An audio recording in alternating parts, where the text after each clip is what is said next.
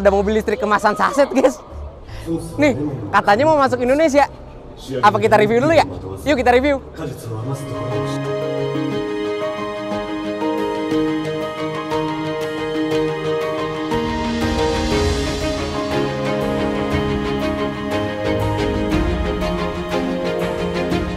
Ya, ini adalah Nissan Sakura EV yang memegang gelar EV paling laris saat ini di Jepang. Yes, dia adalah EV K-Car dari Nissan saat ini. Dan dia masih memiliki nafas ciri khas desain sebuah EV dari Nissan karena dia memegang desain V-Motion ala Nissan kekinian.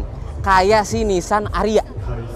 Oke, dan karena ini EV ya, mukanya polos aja datar kayak Kunti. Kunti bogel, mamang.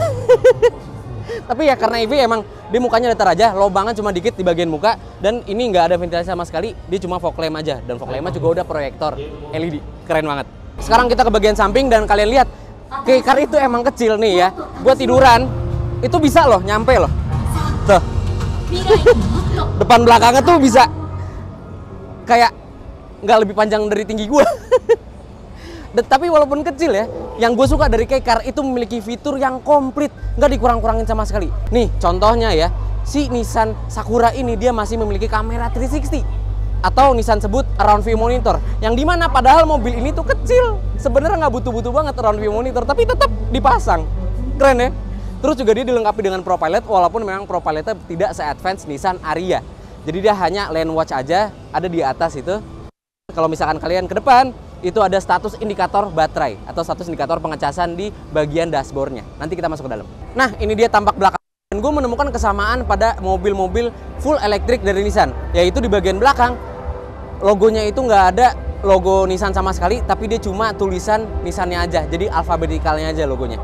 Dan kalau kalian lihat ya, perhatiin emblem Sakuranya sendiri emang dia emblem 3D, tapi zero emission itu cuma stiker doang. Ya mungkin di sini bagian cost down-nya. Jadi zero emission-nya itu cuma bagian stiker aja. Dan yes, kalian lihat walaupun mobil kecil sekalipun dia masih dilengkapi dengan rear fog lamp, ada high mount stop lamp juga, sama ada kamera juga karena dia udah kamera 360. Dan ya udah, ini aja tampak bagian belakangnya. Nah, soal baterai sendiri, Nissan Sakura ini memang memiliki kapasitas baterai yang kecil, yaitu 20 kWh aja. Tapi dia sudah dilengkapi dengan colokan CHAdeMO juga atau fast charging, yang mana kecepatan fast charging CHAdeMO-nya ini hanya membutuhkan waktu dari 0 sampai 100% itu cuma 40 menit aja.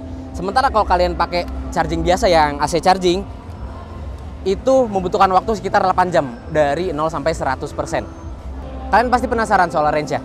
Jadi Nissan Sakura ini memiliki range kecil sebenarnya, cuma 180 km aja secara real time.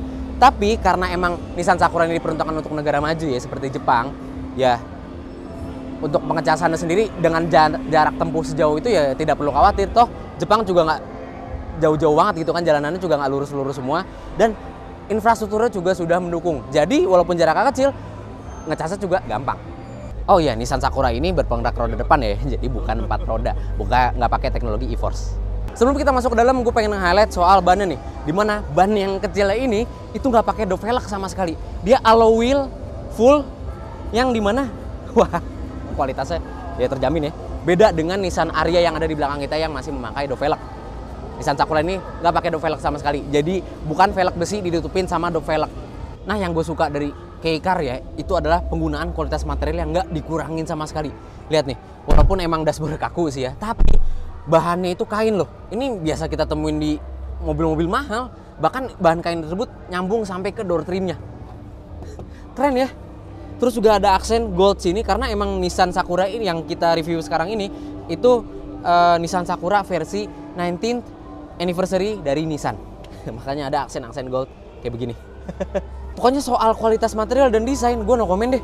Bener-bener minimalis banget dan terasa feels like home gitu. Keren banget penggunaan kualitas material ya. Walaupun emang ya di bagian atas ini memang masih hard touch ya.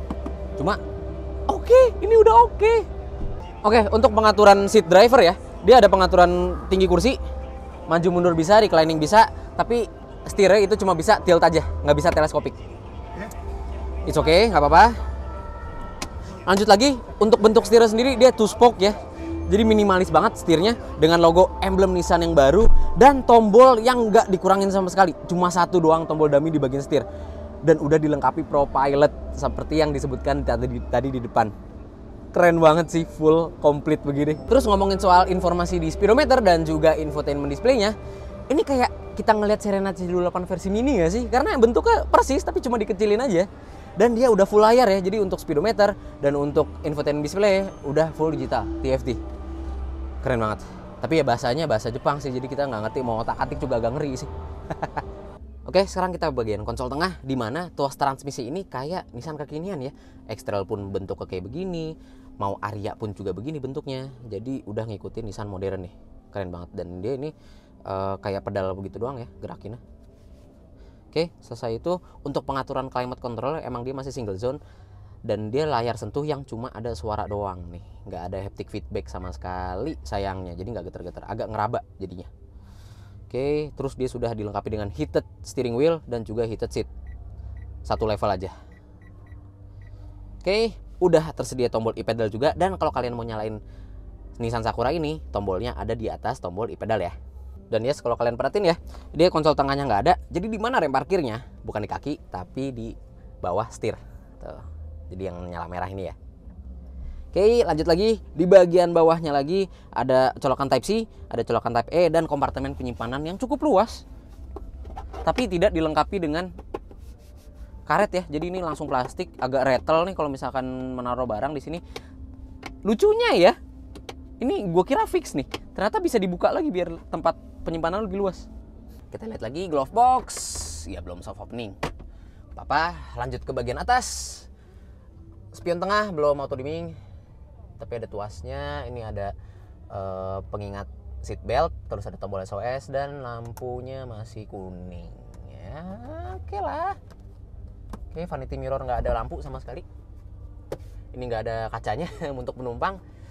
Oke, itu aja sih di bagian depan. Mungkin gue mau highlight lagi soal kursinya ya, dimana sebenarnya dengan posisi kursi yang kayak begini ya, nih dia bisa buat 3 orang, tapi tidak disarankan untuk 3 orang, walaupun bisa senderan di tengah.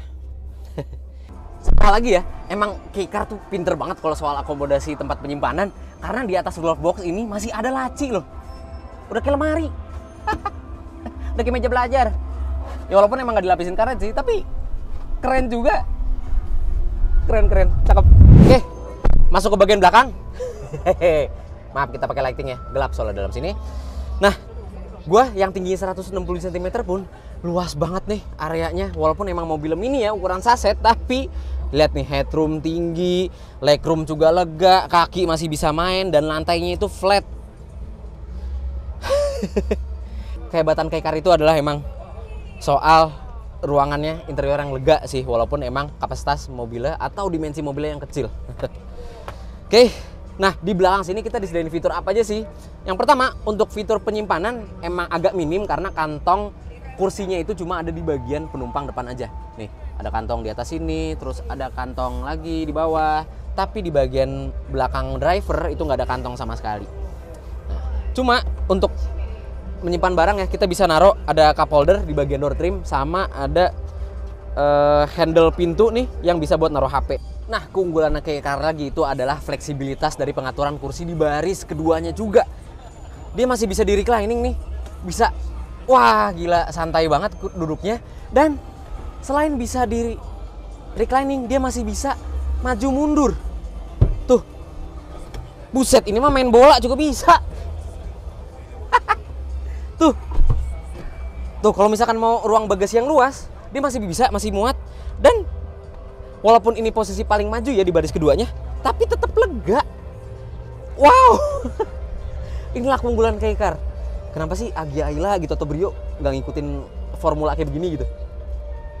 Oke, jadi kesimpulannya adalah Nissan Sakura ini sebenarnya memiliki potensi yang bagus untuk masuk ke Indonesia karena dia menawarkan kemewahan ala K-Car dengan fasilitas-fasilitas yang lengkap, namun dengan versi sachet yang lebih kecil dibandingkan dengan mobil-mobil yang ada di Indonesia.